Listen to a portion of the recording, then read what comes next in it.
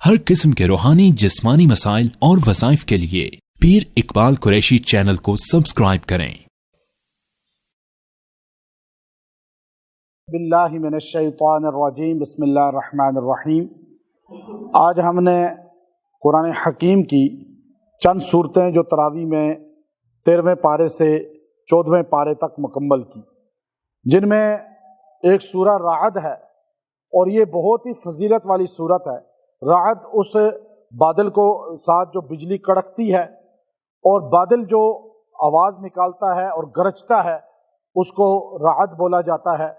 اور اس کے نام سے یہ سورت کا نام اس لیے ہے کہ اللہ رب العزت نے ایک فرشتے کے نام دیا رعد کا،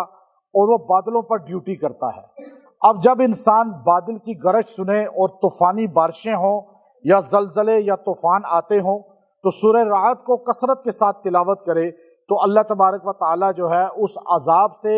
اور اس کے نقصان سے اس کو اور اس کے گھر کو بچا لے گا۔ سورہ رعد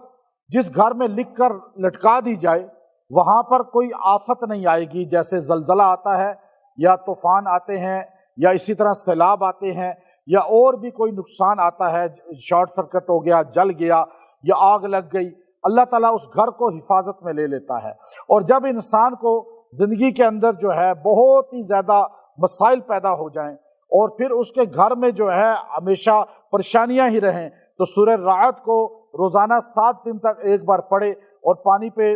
دم کر کے چھڑکے گھر میں اور گھر والوں کو پلائے تو گھر سے یہ پریشانیاں دور ہو جائیں گی۔ اللہ رب العزت نے جو ہے اس کے آغاز میں، اللہ کا انداز ہے کہ توحید سے آغاز کرتا ہے، لیکن لہو معقبات، دوسرے رکوع کے اندر اللہ نے لہو معقبات من بین یدیہ ومن خلفہ یحفظونہ من امر اللہ، دوسرے رکوع کے شروع میں اللہ نے یہ آیات نازل فرمائی۔ اب اگر کوئی آدمی یہ چاہے کہ میری چیز کی حفاظت ہو، گھر کی حفاظت ہو، تو یہاں سے لہو معقبات من بین یدیہ ومن خلفہ یحفظونہ من امر اللہ، چاروں طرف سے اللہ اس کی حفاظت کرے گا۔ وہ 3 بار پڑھ کے گاڑی پہ، بائک پہ، گھر پہ، بچوں پہ پھونک دے، اس کی حفاظت ہو جائے گی۔ کسی کو الوداع کر رہا ہے اس پہ پھونک دے، خود کہیں جا رہا ہے اپنے پہ پھونک دے، انشاءاللہ اللہ چاروں طرف سے۔ اب یہاں اللہ تعالیٰ نے حفاظت کا جو نظام بتایا کہ لہو معقبات من بین یدیہ ومن خلفہ یحفظونہ من امر اللہ، اب یہ حفاظت کریں گی۔ حشر میں بھی کچھ کلمات ایسے ہوں گے۔ اب تنبیہ الغافلین کے اندر ابو اللیث سمرقندی نے لکھا کہ وہ جو حفاظت کریں گے، انسان حشر میں چلے گا، یہاں دنیا میں بعض اوقات گارڈ ساتھ چلتے ہیں، انسان کا پروٹوکول ہوتا ہے، وہاں حشر میں بھی پروٹوکول ہوگا، تو یہ کلمات ہوں گے۔ وہ کلمات کون سے ہوں گے؟ فرمایا کہ حدیث کے اندر سبحان اللہ، الحمدللہ، لا الہ الا اللہ، اللہ اکبر، ولا حول ولا قوت الا باللہ، یہ روزانہ جو 100 بار پڑھے گا، قیامت کے دن اللہ تعالیٰ حشر میں اس کے ساتھ ان کلمات کو چلائیں گے اور حفاظت سے اس کو وہ پل صراط کلیئر کرا کے جنت میں داخل کر دیں گے۔ تو اس لیے یہاں اللہ رب العزت نے ان کا ذکر فرمایا اور اس کو اللہ رب العزت نے بیان فرمایا۔ پھر اس کے بعد آپ دیکھیے کہ اس کے اندر ایک آیت ایسی ہے جو اطمینان کے لیے ہے۔ اب ایک بندے کو بے سکونی، گھبراہٹ رہتی ہے، یا دل کی بیماری ہے، یا ہارٹ بیٹ تیز ہوتی ہے، یا خفقان رہتا ہے، تو وہ یہ آیت لکھ کر الذین آمنوا تطمئن قلوبہم بذکر اللہ الا بذکر اللہ تطمئن القلوب، یہ لکھ کر اپنے پاس رکھ لے، یہاں دل کے ساتھ اٹیچ کرے، اللہ تعالیٰ اسے دل کی بیماری، ہارٹ اٹیک اور اس طرح کی کئی چیزوں سے بچا کر رکھے گا۔ اور اگر روزانہ یہ آیت 11 بار پانی پہ دم کر کے پیے گا اور گرم پانی لے صبح نہار منہ اور اس پانی پہ دم کر کے 11 بار پی لے، اللہ تعالیٰ اسے ہارٹ کی، دل کی بیماری سے بچا لے گا، اور بند جو ہیں وینز اور شریانے وہ اللہ تعالیٰ اس کو کھول دے گا، اور اللہ تعالیٰ اس کے سانس اور دیگر مسئلوں میں بھی اس میں معاونت فرمائے گا۔ لوگ کہتے ہیں موسیقی روح کی غذا ہے، اللہ نے یہاں صاف فرمایا نہیں، بلکہ دلوں کا سکون اللہ کے ذکر میں ہے۔ الذین آمنوا تطمئن قلوبہم بذکر اللہ الا بذکر اللہ تطمئن القلوب۔ پھر اس کے آخر میں ایک آیت ایسی آئی ہے کہ جو آدمی اگر یہ دیکھے کہ فَلِلَّهِ الْمَكْرُ جَمِيعًا، اگر دیکھے کہ لوگ اس کے بارے میں غلط پلاننگ کر رہے ہیں، نقصان دینا چاہتے ہیں، تو یہ آیت کریمہ روزانہ 70 بار پڑھتا رہے، اللہ تعالیٰ لوگوں کے تمام تدبیریں ان پہ پلٹائے گا اور اس کو سرخرو کر دے گا۔ فَلِلَّهِ الْمَكْرُ جَمِيعًا، فَلِلَّهِ الْمَكْرُ جَمِيعًا، روزانہ اس کو پڑھتا رہے اپنی زندگی میں۔ اب یہ اگلی سورت جو ہمارے پاس آئی ہے تراویح کے اندر وہ سورہ ابراہیم ہے۔ یہ قرآن پاک کی وہ عظیم سورت ہے کہ آپ دیکھیے کہ حضرت ابراہیم علیہ السلام کے نام سے منسوب ہے۔ اس میں ابراہیم علیہ السلام کی دعائیں ہیں، آپ نے بیت اللہ کے سامنے جو دعائیں کی، مکہ کی آبادی کی دعائیں کی، اور پھر اس کے اندر چونکہ ذکر آپ کا ہے تو سورہ ابراہیم میں بڑی افادیت ہے کہ اگر کوئی آدمی چاہے کہ مجھے مرتبہ مل جائے، مجھے مقام کوئی مل جائے، مجھے کہیں کوئی عہدہ مل جائے، ابھی کسی مہم میں لگا ہوا ہے تو لوگ الیکشن لڑتے ہیں، یا ویسے جو ہے اپنے آفس میں کہیں عہدہ لینا چاہتے ہیں، یا آپ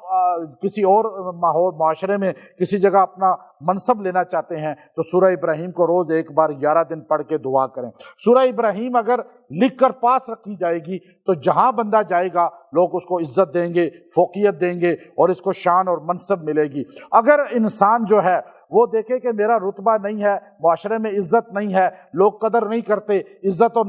مرتبے کی نگاہ سے نہیں دیکھتے، تو سورہ ابراہیم کو روز پڑھتا رہے 21 دن تک، ایک بار پانی پہ دم کرے، پانی پیتا رہے، انشاءاللہ اللہ معاشرے میں عزت دے گا۔ بعض لوگوں کو گھر میں عزت نہیں ہوتی، سسرال میں، ددیال میں، ننیال میں،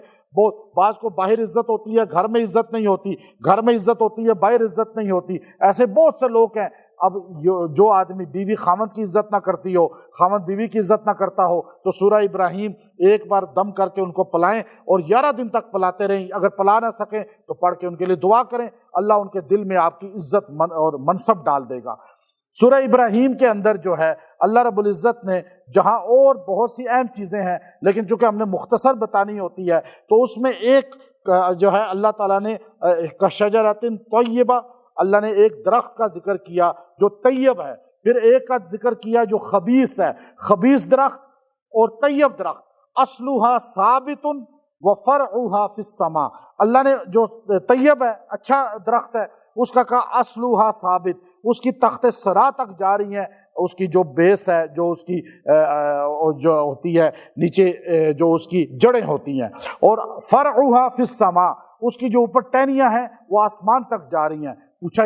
حضور علیہ السلام سے یہ کون سا درخت ہے، اس سے کیا مراد ہے؟ فرمایا اس سے کلمہ طیبہ مراد ہے، کلمۃ طیبہ۔ یا طیبہ جو کلمہ ہے اس کو ہم کیوں کہتے ہیں کلمہ طیبہ؟ آپ جب کلمہ پڑھتے ہیں لا الہ الا اللہ تو اسے کلمہ طیبہ کیوں کہتے ہیں؟ اس آیت کی وجہ سے۔ اکثر مسلمانوں کو نہیں پتہ، آپ پوچھیں جی کلمہ طیبہ، اب 2 جگہ قرآن پاک میں جز 2 آیا، وہ میں آگے بتاؤں گا۔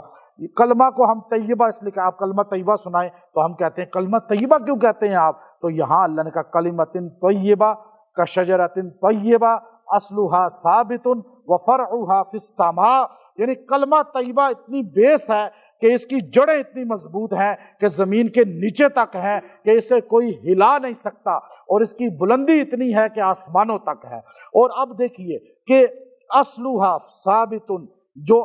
اصل ہے، اب جیسے ہم کلمہ پڑھتے ہیں لا الہ الا اللہ محمد الرسول اللہ، یہ ہماری اصل ہے، اور اس اصل میں اصول اسے بولتے ہیں۔ اس میں ہمارا اختلاف اہل سنت کا، حنبلی، شافعی، مالکی، حنفی، دیوبندی، بریلوی، اہل حدیث، کوئی اختلاف نہیں ہے، بیس ہماری ایک ہے ساروں میں۔ اب دیکھیں توحید کے بارے میں ہم ایک ہیں،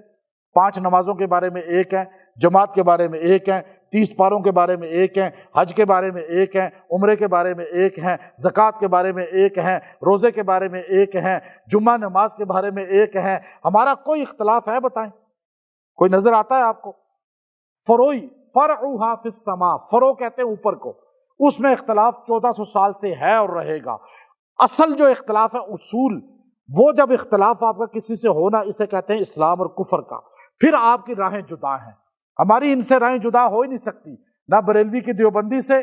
نہ اہل حدیث سے، نہ حنفی کی شافعی سے، نہ مالکی سے، نہ حنبلی سے، کیونکہ ہماری اصول اصل ایک ہے، ہماری توحید ایک ہے، رسالت ایک ہے، ہمارا قرآن پارے ایک ہیں، ہمارا مدینہ مکہ ایک ہے، ہمارا وضو نماز ایک ہے، ہماری ہر چیز ایک ہے۔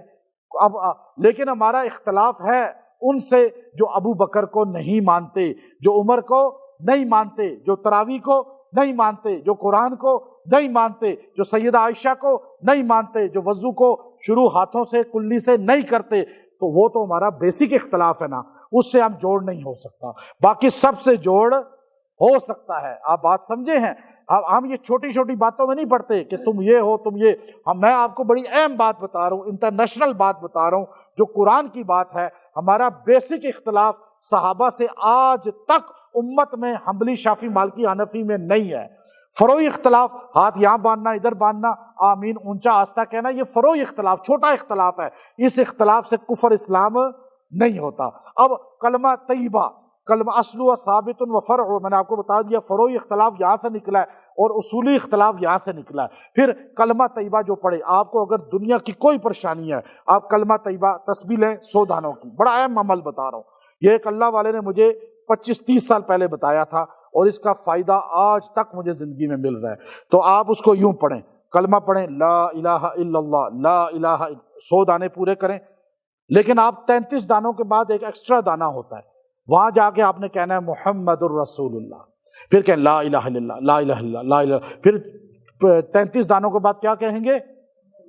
محمد الرسول اللہ، پھر لا، یوں 2 تسبیحاں روز پڑھیں، 40 دن یہ عمل کر لیں، آپ کی زندگی میں ہر نعمت کا اضافہ نہ ہوا تو مجھے بتائیے۔ یہ ہے کلمہ طیبہ۔ پھر اس میں ایک دعا ایسی ہے، ایک دعا جو بندہ اتحیات میں یہ دعا اپنا معمول بنا لے گا، اللہ اسے رزق میں کبھی تنگی نہیں ہونے دے گا، اور جو 70 بار روز پڑھے گا 7 دن تک، دنیا کی کوئی مصیبت، پریشانی، رزق کی کوئی بھی دنیا کی ہو، اللہ دور فرمائے گا۔ وہ اس کے سیکنڈ لاسٹ آیت میں، رکوع میں ہے سورہ ابراہیم کے، وہ رب اجعلنی مقیم الصلاۃ ومن ذریتی ربنا وتقبل دعاء ربنا اغفر لی ولوالدی وللمؤمنین یوم یقوم، اپنے لیے بھی دعا کر رہا ہے، والدین کے لیے بھی اور تمام مومنین کے لیے بھی۔ تو یہ کتنی اجتماعی دعا ہے، اور اس کی برکت سے رزق آتا ہے، اس کی برکت سے عزت آتی ہے، اس کی برکت سے سب کچھ ملتا ہے جو انسان چاہے۔ یہ ابراہیم علیہ السلام کی دعا ہے، اور اس کے آخر میں اللہ نے ایک بات کی، ھذا بلاغ للناس، یہ قرآن ابلاغ نہیں ہے، بلاغ ہے۔ ایک ذرائع ابلاغ ہوتے ہیں، جیسے آپ کہتے ہیں ڈاکیا، ٹی سی ایس والا، ڈی ایچ ایل والا، وہ آپ کے گھر میں آ کے پارسل دے کے چلا گیا، اسے نہیں غرض کہ کون لے رہا ہے، وہ آگے کیسا ہے، وہ بس پیغام دیا اور چلا گیا۔ یہاں اللہ نے کہا قرآن یہ پہنچانے کی، پھینکنے کی چیز نہیں ہے کہ آپ سننا ہی نہیں چاہتا کوئی بندہ تو آپ زبردستی سنا رہے ہیں، یا آپ اس کو پھینک رہے ہیں بات کو، نہیں، ھذا بلاغ للناس، اسے بار بار سنانی ہے، بار بار، یہ بار بار پہنچانے کی چیز، کوئی نہیں بھی سنتا سناؤ، جیسا کہ آپ سننا نہیں چاہ رہے لیکن میں زبردستی سنا رہا ہوں نا۔ ابھی یہ بار بار پہنچانے کی چیز ہے۔ کل آپ نے 3 رکوع 3 رکعتیں زیادہ پڑھی نا، پھر آپ کو پریشانی کتنی ہوئی؟ ہوئی پریشانی کوئی؟ اچھا چلو اچھی بات ہے، یہ تو آپ کے ایمان کی مضبوطی کی نشانی ہے کہ اب آپ دیکھیے کہ ھذا بلاغ للناس، یہ قرآن کا میسج کیا ہے۔ اب آپ کہتے ہیں جی میں تو گیا تھا، اس نے بات ہی نہیں سنی، دفع کرو اس کو۔ الانا ابو جہل کے پاس 40 مرتبہ نہیں 400 مرتبہ ہمارے نبی گئے، نہیں سنا، لیکن ھذا بلاغ للناس، یہ تبلیغ والے دنیا میں واحد ہیں جو بار بار چلے جاتے ہیں، کوئی گالیاں بھی دیتے، ورنہ اور کوئی نہیں، کوئی عالم بھی نہیں جائے گا، کوئی خطیب بھی نہیں جائے گا،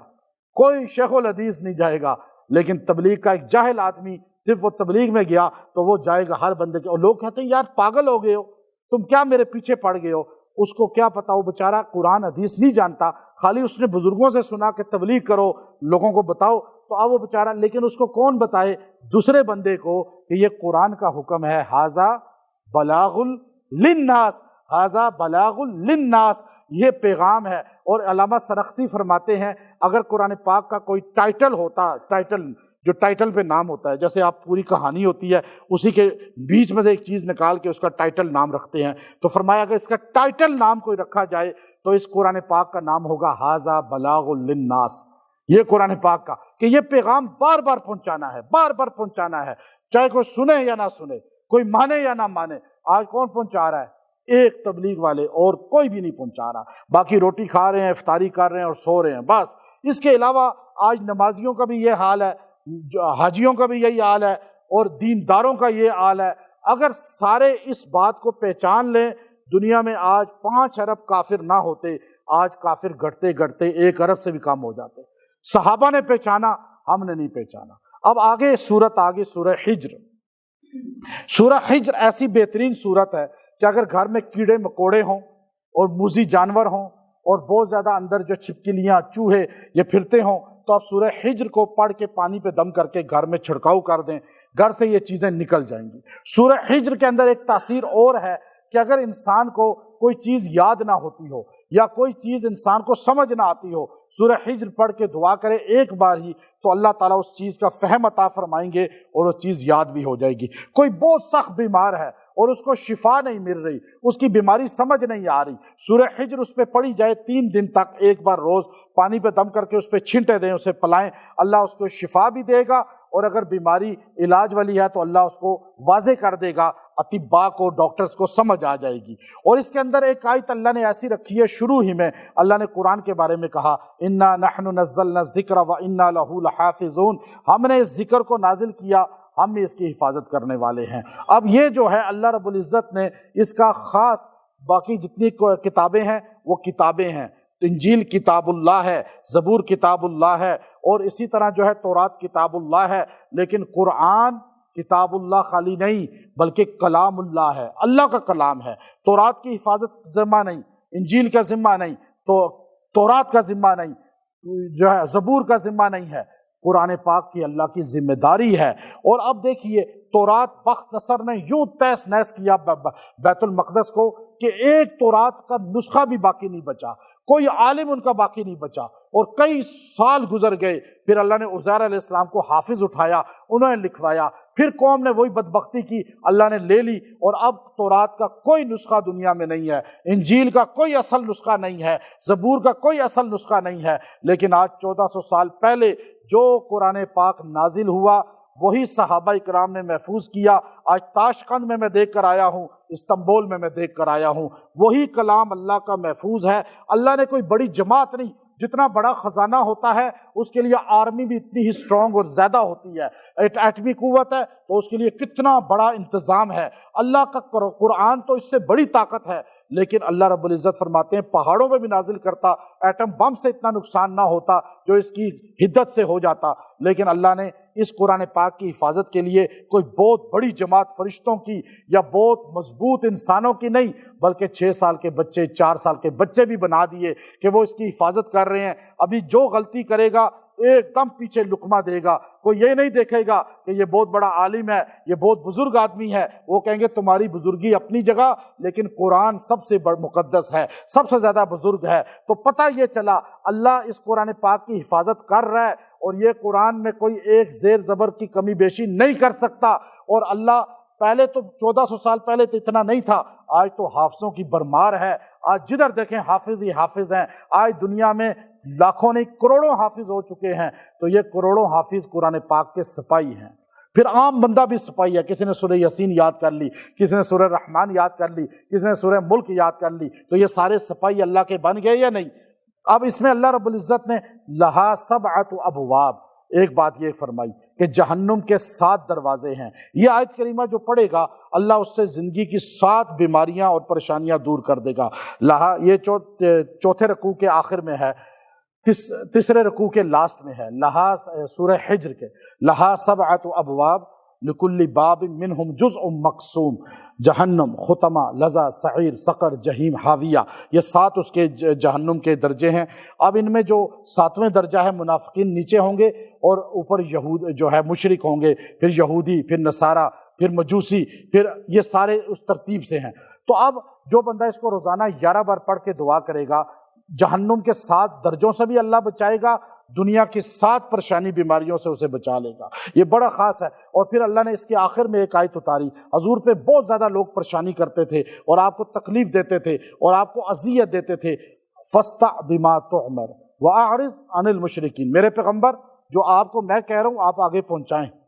اور ان مشرکین سے اعراض کریں، یہ کیا باتیں کر رہے ہیں، پروپیگنڈے کر رہے ہیں، نقصان دینے کا سوچ رہے ہیں، آپ کو ضرورت نہیں ان کے پیچھے پڑنے کی، آپ وہ کریں جو میں نے آپ کو کہا ہے۔ داعی کا کام یہ ہوتا ہے مجنون بن کے اپنا کام کرے۔ یہ جو اکثر لوگ دیکھا ہے ان کو کہتے ہیں جی یہ تو پاگلوں کی طرح چپک جاتے ہیں،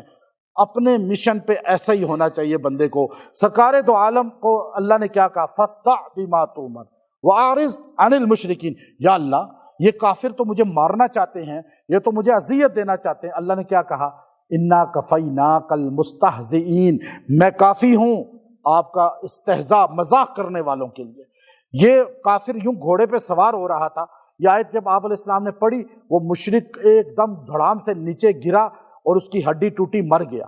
وہ حیران ہو گیا کہ اتنا سخت آیت، اللہ نے کہا میں کافی ہوں۔ اس کے بعد حضور علیہ السلام نے گارڈ بھی نہیں رکھا، اس کے بعد حضور نے کسی کو جواب نہیں دیا۔ 10 آپ کے دشمن تھے، حدیث میں آتا ہے 10 کو جبرائیل امین نے ایک ایک کر کے چند دن میں مار دیا۔ کسی کو پھوڑے کی بیماری سے مرا، کسی کو پاؤں پہ زخم آیا اس سے مرا، مختلف بیماریوں سے۔ یہ آیت ایسی ہے جو بندہ 100 بار اس کو 40 دن پڑھ لے گا، اللہ تعالیٰ اس کے دشمنوں کو چن چن کے، آپ کو پتہ ہے یا نہیں پتہ، آپ پہ کوئی جادو کر رہا ہے، آپ کو کوئی مالی نقصان، آپ کو کوئی ذلیل کرنا چاہتا ہے، آپ کو کوئی پکڑوانا چاہتا ہے، آپ کو کوئی اذیت دینا چاہتا ہے، آپ یہ 40 دن پڑھ لیں، آپ کو نہیں بھی پتہ اللہ ان کو ایسا دبوچے گا کہ وہ نشان عبرت ان کی طرح بن جائیں گے۔ اور آخری آیت جو اس کی ہے سورہ حجر کی، وَاعْبُدْ رَبَّكَ حَتَّى يَأْتِيَكَ الْيَقِينُ، میرے پیغمبر آپ اللہ کی بندگی میں لگے رہیں یہاں تک کہ یقین یعنی آپ کی وفات کا دن آ جائے۔ اور جو بندہ اس آیت کو روزانہ 11 بار پڑھے گا، اللہ تعالیٰ اس کو موت ایمان کی عطا فرمائے گا، اللہ اسے موت تک اپنے دین سے منسلک رکھے گا۔ اور اب اگر آپ کے بچے یا دوست یا بہن بھائی کوئی دین سے دور ہیں، نماز قرآن سے دور ہیں، تو آپ ان کے لیے 100 بار 21 دن پڑھیں، اللہ تعالیٰ ان کو اس طرف لائیں گے۔ اور آپ 11 بار روز پڑھ کے دعا کریں، وَاعْبُدْ رَبَّكَ حَتَّى يَأْتِيَكَ الْيَقِينُ۔ خالی 30 دن رمضان کے تراویح پڑھ لی بس بات ختم ہو گئی، نمازیں پڑھ لی، پورا سال پڑھنے کی ضرورت ہی نہیں، ایسا نہیں ہونا چاہیے۔ بلکہ قرآن پڑھا رمضان میں تو موت تک پڑھتے رہیں، نماز پڑھی رمضان میں تو موت تک پڑھتے رہیں۔ اور کوئی بھی عبادت ہے موت تک توفیق ملے تو ابھی سے آپ شروع کر دیں یہ آیت 11 بار پڑھنی، انشاءاللہ یہ سعادت موت تک ملے گی اور اللہ موت بھی ایمان کی عطا فرمائے گا۔ وآخر دعوانا ان الحمد للہ رب العالمین۔